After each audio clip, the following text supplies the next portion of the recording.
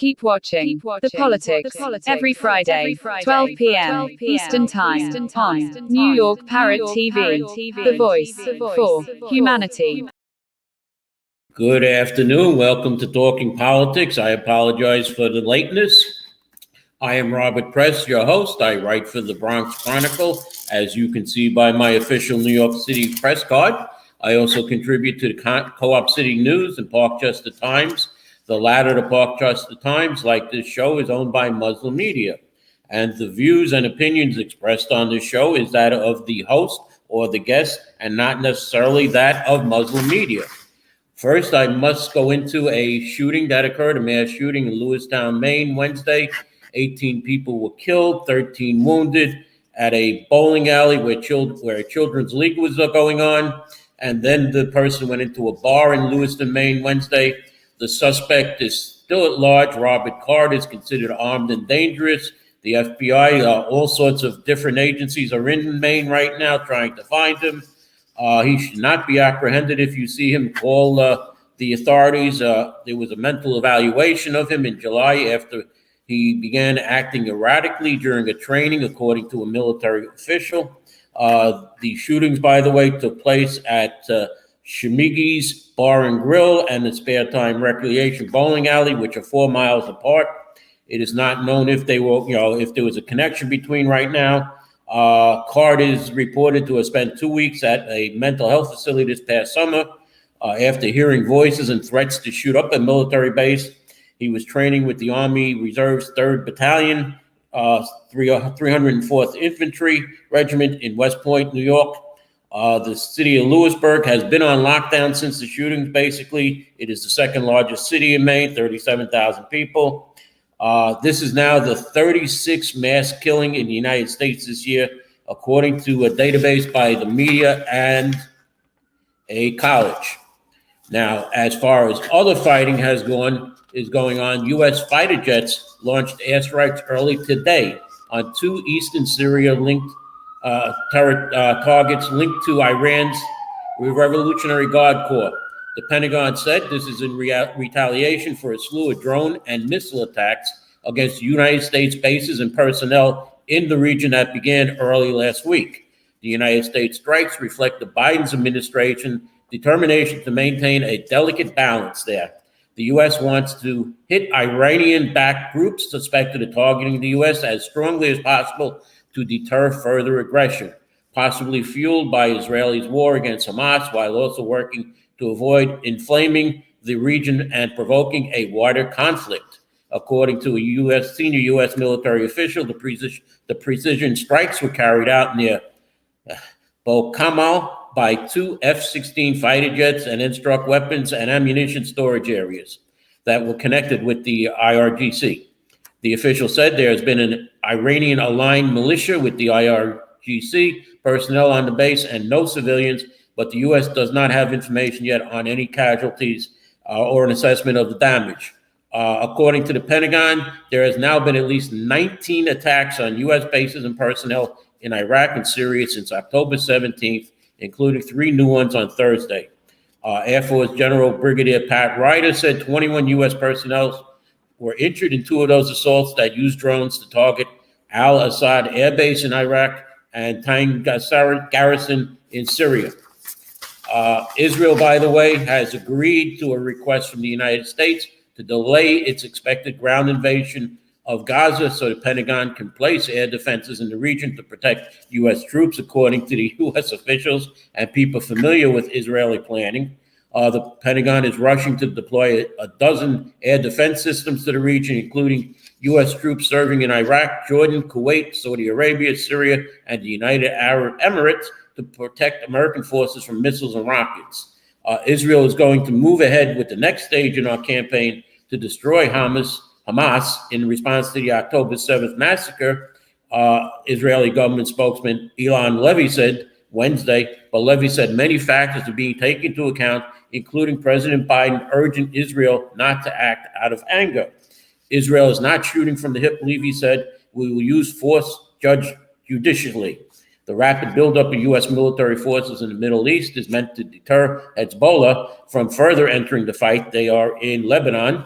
and protect American personnel and interests, risk drawing Washington into a larger regional conflict against Iranian proxies. Well, so far for the Middle East, it is getting a little tough there. Then you have the Ukrainian war, and now we're having protests here in the city and in the U.S. It is a terrible thing. This is socialism, people. Okay, this is what you get when you have socialism, though. Now, on to one of my favorite subjects, Donald Trump. And this is I'm going to compare Donald Trump with Jamal Bowman, Congressman Jamal Bowman, because they both are being fined. Now, Donald Trump was fined $10,000 after the New York judge overseeing his civil fraud trial said the former U.S. president, for a second time, violated a gag order barring him from disparaging court staff. So Donald Trump is being fined $10,000 for saying things about court, the judge, and the staff. Representative Jamal Bowman indicated Wednesday that he will plead guilty, and he has pleaded guilty to a misdemeanor charge of over pulling a fire alarm in a congressional building on Capitol Hill last month.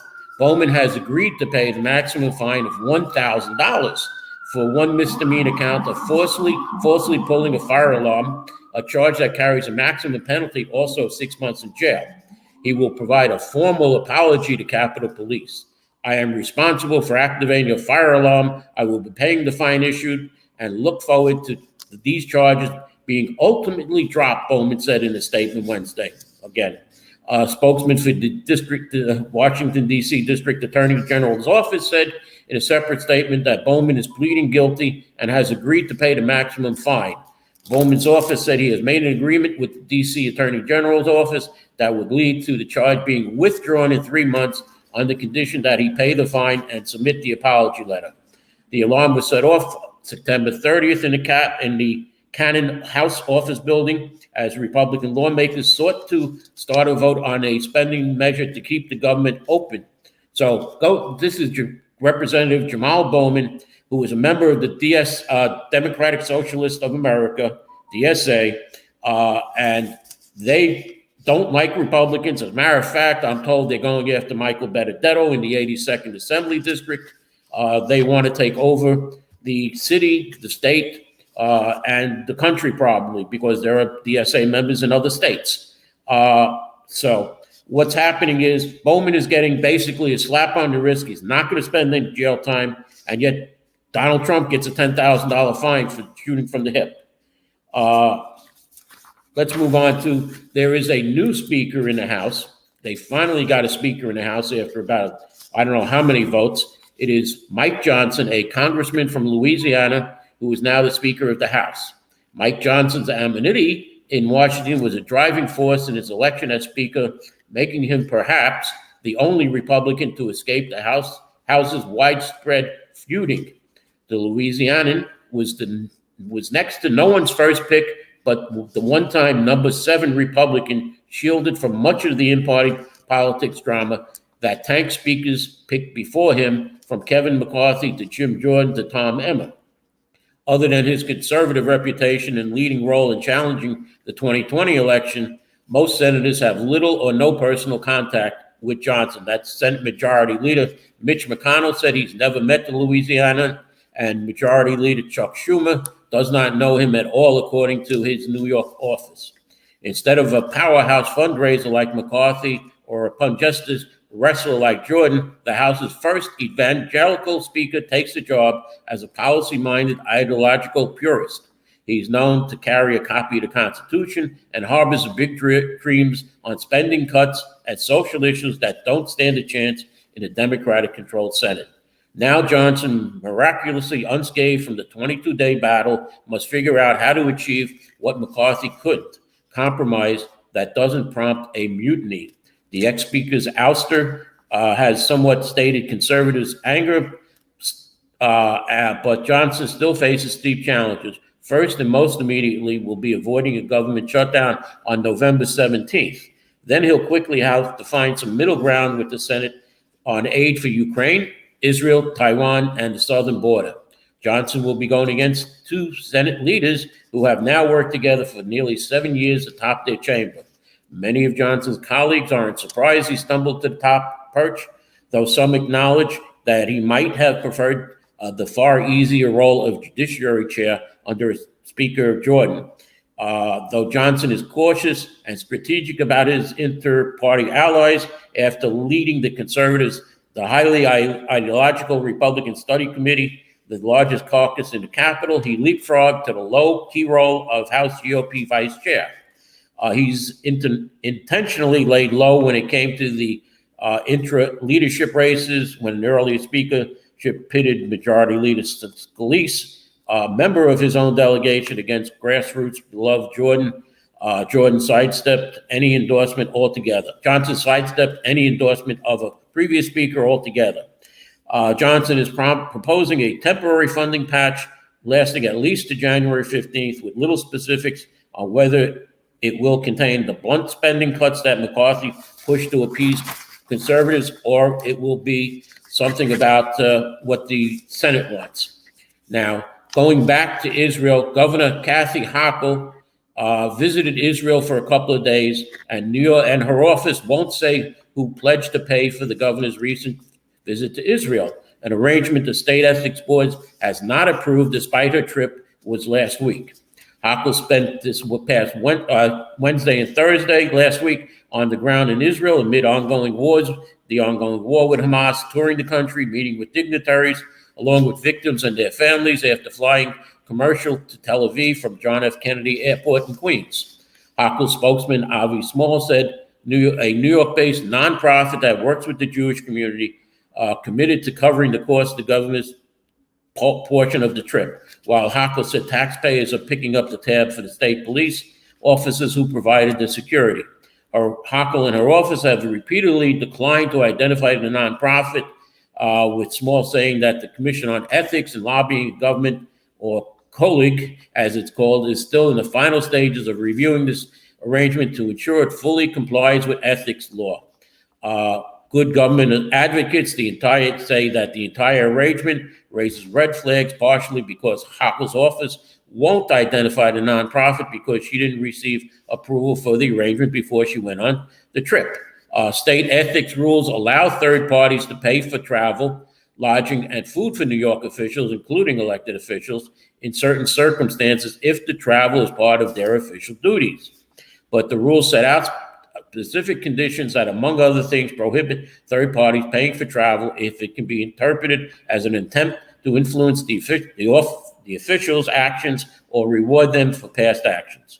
For statewide elected officials, it's up to COLIG, that's the State Commission on Ethics and Lobbying in Government, to decide whether these conditions are met.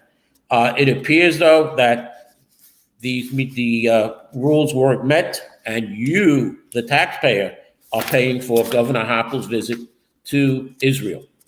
I am not going to have a commercial today. I'm going to go straight through with the half hour because there's lots to talk about, including a possible mutiny that almost occurred last night on Community Board 11 that a lot of people have been texting me that they want to hear about. But first, I want to talk about the shelter system. Mayor Adams now has a new approach to discourage migrants from settling in New York City.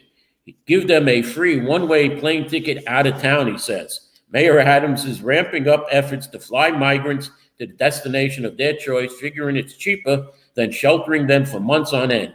And he's simultaneously warning those who are opting to stay in New York that they may be in for a winter of sleeping outside with shelters full. When you run out of room, that means you run out of room, Adams told reporters one day. There's no more room. That's where we're at right now. The mayor of the nation's largest city has been steering people who were vacated from city shelters to a Manhattan office devoted solely to booking plane tickets, creating more uncertainty for new arrivals, dispersing them across the nation and the world, harken back to when Democratic Mayor Eric Adams ripped Republican governors in Texas and Florida for sending migrants from the southern border to liberal enclaves. But City Hall officials defend their effort as different because the migrants aren't being coerced to leave. Still, critics say Adams is sending a message lacking in compassion. Now, what happened a couple of days ago, one of Mayor Adams' advisors, Timothy Pearson, who normally keeps a low profile, is facing a Department of Investigation probe into his conduct at a migrant center in Midtown last week. Pearson attempted to barge in without showing his credentials, and then it's reported that he attacked a shelter female guard who tried to stop him, according to testimony from 12 eyewitnesses. After, though, that guard and another guard were arrested at the scene. Pearson described a different scenario, according to prosecutors, where his shield was displayed on his belt and he was nonetheless shoved by the guard, injuring his back. City Hall has said that a badge, not a shield, that identifies Pearson as a city employee. But however, hours before the altercation at the Midtown shelter, Pearson had arrived at a 2,000-person shelter on Randall's Island with more than 100 police officers, a helicopter, and 2 drones, demanding to be let in without a warrant and threatening the job of the site manager, who asked for one as required by city policy. Now, on Tuesday, after ducking questions about Pearson, Mayor Adams said, "Both incidents are under review while defending his longtime friend. I've known Tim Pearson for over 30 some odd years, and I've never witnessed him doing any violent action," Adams said. "He's a professional and we will review to determine if we have something different, and this is how the procedure is done." The mayor said that Pearson's role is to be a quality assurance person at shelters, conducting unannounced visits to make sure that the shelters are following the rules, while also identifying large pieces of land across New York City that could be used as new sites for shelters. His role is to go into any of these sites he reports on, and he reports on what he finds at these sites. Adams said the mayor, right? And he also added, Mayor Adams, that he visited the site last week at 1 a.m. and found illegal activity, but did not clarify what illegal it was. There was a city council oversight hearing on migrants, and the health and safety inspections revealed in the most recent mayor's management report, which passed without mention of the migrant humanitarian crisis. The New York City Fire Department has begun vacating migrants from several shelters with fire code violations last week after launching a new round of fire safety inspections following reports of potential fire safety code violations for shelters operating without fire alarms or other fire code violations. The city has deployed migrant strategies like former police and firefighters at fire guards to monitor on-site conditions. Mayor Eric Adams has acknowledged that the situation is not ideal, but that ultimately the city is out of room and out of options. City council members have expressed similar sentiments. Mayor Adams said that you may see migrants sleeping on the sidewalk again. He is talking about setting up tents for migrants to sleep in, but no locations have been mentioned of where these migrants will be. Now, what I have in my hand here right now is from State Controller Tom DiNapoli, and you can see numbers on the bottom, and I'll read you what this is costing the city and the state. It's costing the state so far $316 million, $195,939. The city so far in FY23 has spent 1.43 over almost 1.74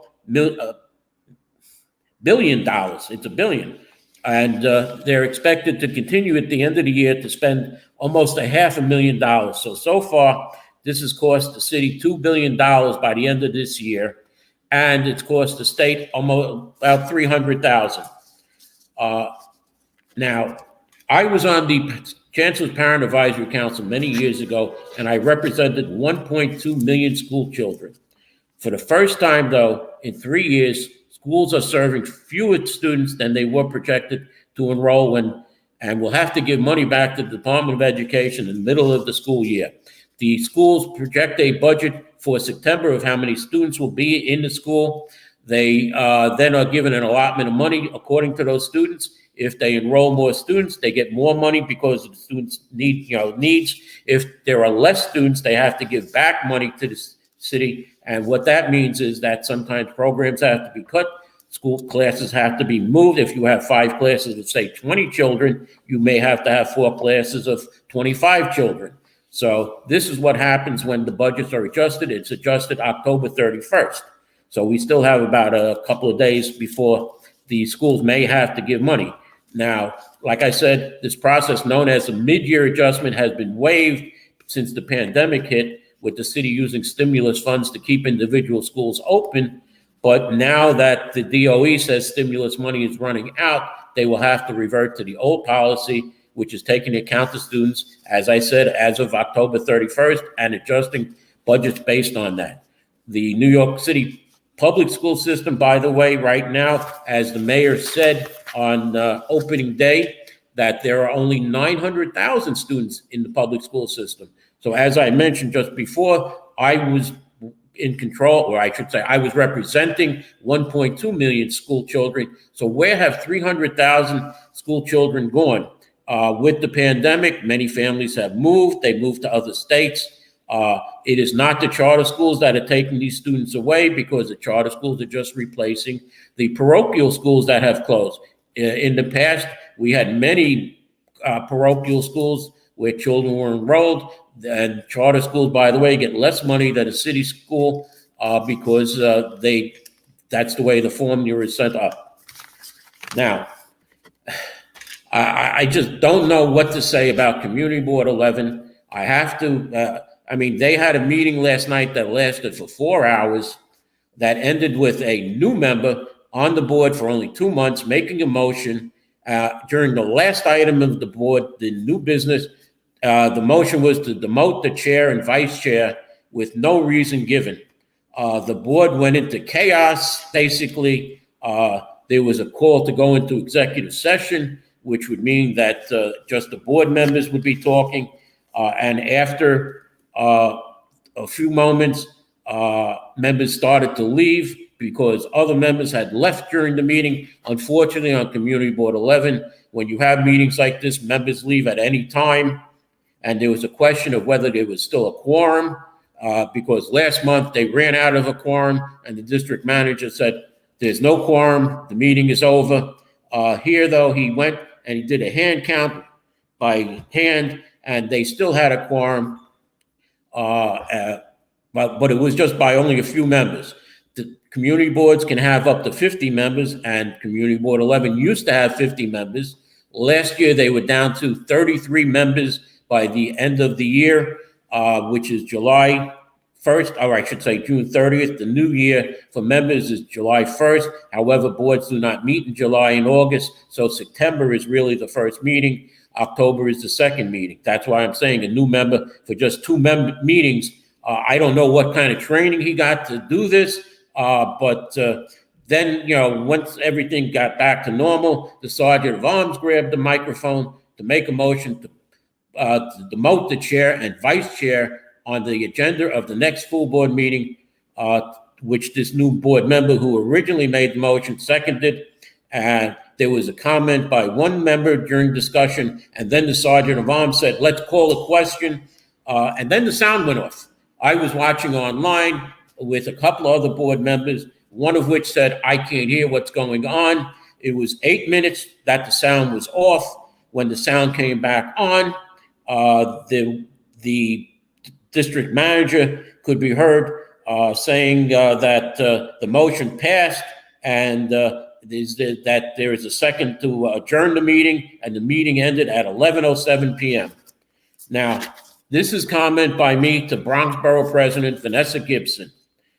This was only the second board meeting of Community Board 11. I am shocked at the conduct of Community Board 11 members that I saw, all right? And I know I was on a community board for 6 years, and we have never done things like Community Board 11 has. Members giving the finger to a member of the public, and he's still on the board. But again, he was put on by you, Borough President Gibson. A member cursing not once, but twice, where the district manager had to say, stop it, there's children here who could be listening. And now this, at the end of a meeting in new business, to try and get rid of the chair and vice chair for no reason, okay? You know what, Vanessa Gibson, Borough President Gibson, this is my advice to you on Community Board 11. with the exception of the members who were online. I think there were 3 members who were online. You should get rid of the entire Community Board 11 members who were at that meeting last night and start from scratch. And you know what, Borough President Gibson? I want to say thank you for not appointing me to Community Board 11 this year. I don't know. It's such a dysfunctional community board that I'm out of words. I can't say anything. I've never seen this action on a community board. And in the past, with the former borough president, some of his people have sent me to view community boards to watch how district managers were removed, how this happened or that happened. And I've been to about 8 of the 12 community boards, and I've never seen anything like what's going on Community Board 11, Borough President Gibson.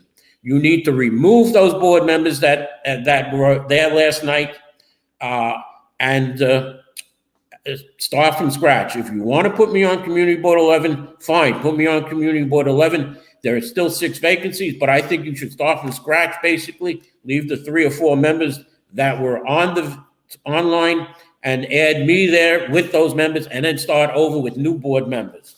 That's all I got to say about that. Community Board 11 is a disgrace, and it's showing, and it's a reflection on you, Borough President Gibson, unfortunately, because those are the people that you and Councilwoman Marjorie Velazquez, who has 90% of Community Board 11, have chosen. She put on their members who are going out. They went out during her primary and campaigned with her for her primary, and they're doing it again for her general election. Speaking of the general election, general election is November 7th, 2023. Polls are open that day from 6 a.m. to 9 p.m. Early voting begins tomorrow, October 23rd, and runs through November 5th, 2023. On October 28th, there are only a few poll sites where you can go for early voting. Voters must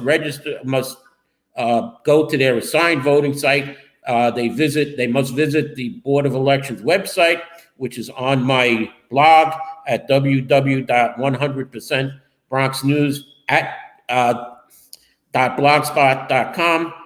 The Board of Elections website is www.boardofelections at nyc.gov. But let me just tell you the early voting days. Saturday, it's from 9 a.m. to 5 p.m. Sunday is 9 a.m. to 5 p.m. Monday, 9 a.m. to 5 p.m. Tuesday, October 31st, 8 a.m. to 4 p.m.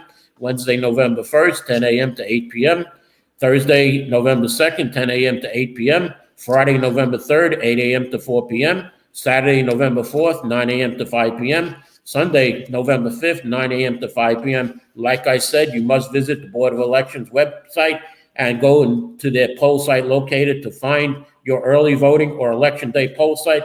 Last year, the Board of Elections put on the website where the sites were, and last year I read you where they were. Unfortunately, this year, the Board of Elections has not put on the poll site locations of where early voting is, so I cannot give them to you.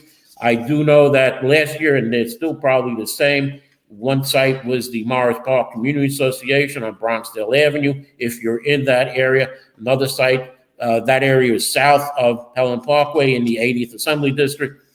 Then there is Christopher Columbus High School on Astor Avenue, which is north of Pelham Parkway. For the others in the 13th Council District or 12th Council District, there is Villa Maria down in Throgs Neck as a poll site, and there is St. Francis off of East Tremont Avenue. I don't know what the cross street is. I don't know if it's Harding Avenue or not, but those were the 4 poll sites last year. There are 2 additional poll sites that are at the top of Community Board 11, which basically, I believe it's the Y on East 228th Street. That's for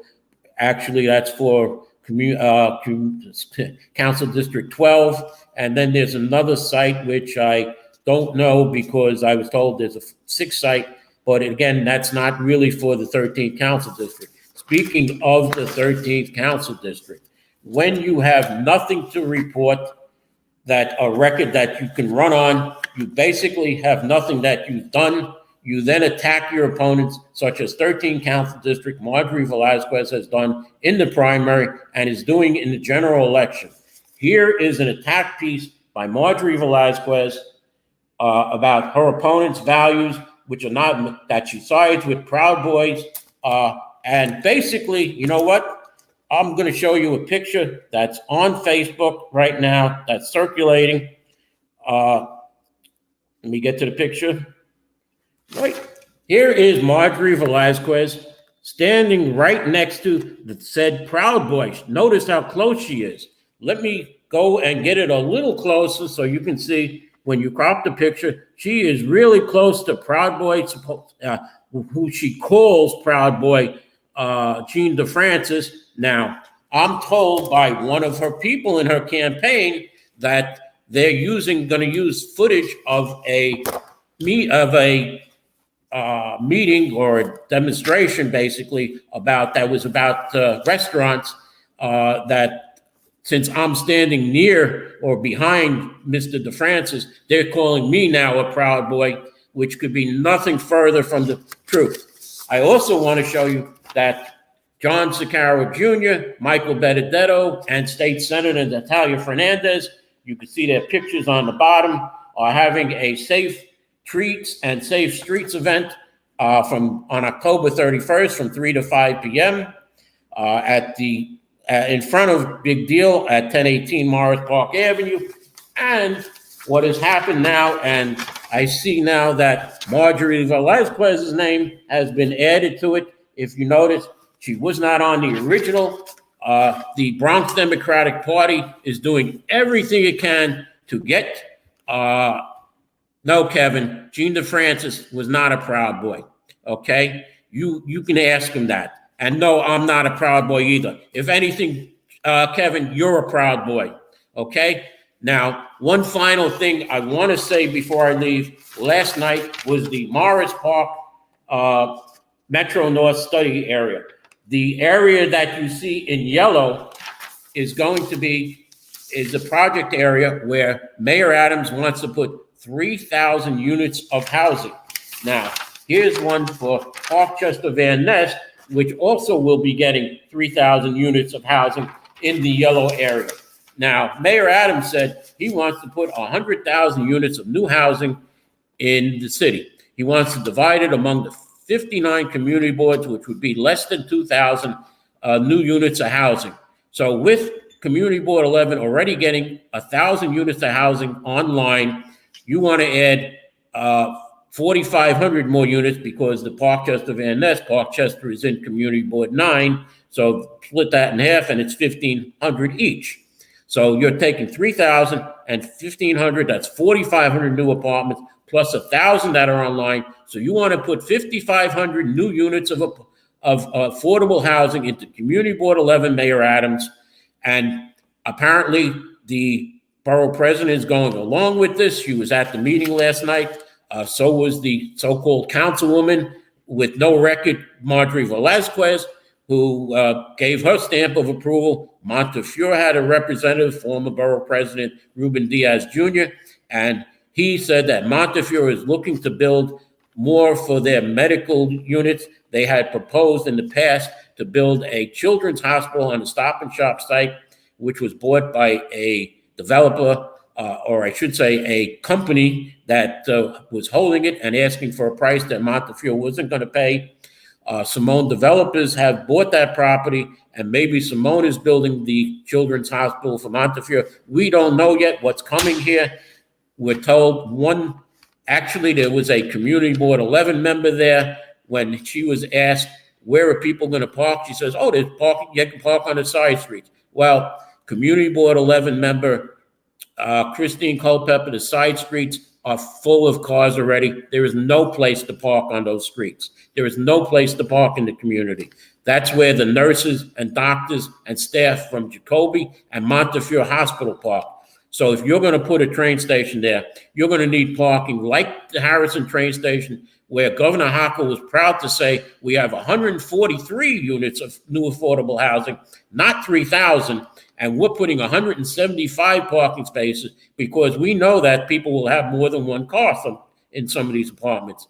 Plus, they are putting 175 parking spaces for the Metro North Station in Harrison and 500 parking spaces for the shopping area that's going to be built when, with the affordable housing. So why is it that a station, a couple of stops up the line is getting this, and here in New York City, in a suburban area that's really basically homes and not apartment buildings, you're going to put 3,000, or I should say 4,500 new units of affordable housing? It's just not right, Mayor Adams, and I'm going to close on that. You've listened to me, Mayor Adams, on the homeless shelter on White Plains Road. Mayor Adams, please listen to me here. You are going to kill Community Board 11. If that's your intent, that's fine, but it's not good. And I'm going to close on that, so let me say goodbye.